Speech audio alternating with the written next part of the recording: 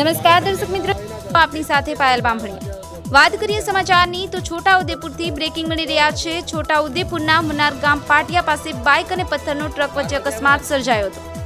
અકસ્માતમાં બાઇક સવાર ભરત સનુભાઈ રાઠવાનું ઘટના સ્થળે મોત નીપજ્યું। છોટાઉદેપુર પોલીસે ઘટના સ્થળે પહોંચી વધુ તપાસ હાથ ધરી છે। ફરી એક વખત આપને જણાવી દઈએ, છોટાઉદેપુરના વનાર ગામ પાટિયા પાસે બાઇક અને પથ્થરનો ટ્રક વચ્ચે અકસ્માત સર્જાયો હતો। અકસ્માતમાં બાઇક સવાર ભરત સનુભાઈ રાઠવાનું ઘટના સ્થળે જ મોત નીપજ્યું છે। છોટાઉદેપુર પોલીસે ઘટના સ્થળે પહોંચી વધુ તપાસ હાથ ધરી છે।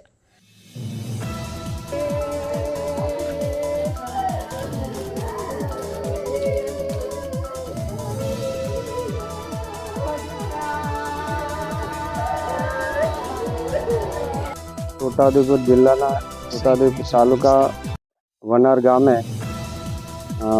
એક ટ્રકવાળા ભાઈએ અમારા ગામના ભરતભાઈ રાઠવા અને નંગુરીભાઈ વાળાભાઈ રાઠવા બાઇક પર જતા હતા અને ગાડીના પથ્થરની ભરેલી ગાડીના અડફટ ના આવતા ભરતભાઈ સનુભાઈ રાઠવાનું સ્થળ પર મોત થયેલું છે અને રાઠવા નંગુરીભાઈ ગોહાડાભાઈ સારવાર હેઠળ છે।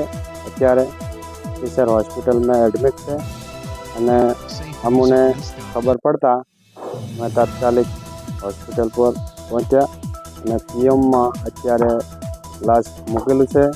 એનો અંદાજિત 2.5 થી 3 કલાક થયેલા છે અને એનો પરિવાર અને ગામજનો બધા હાજર છે।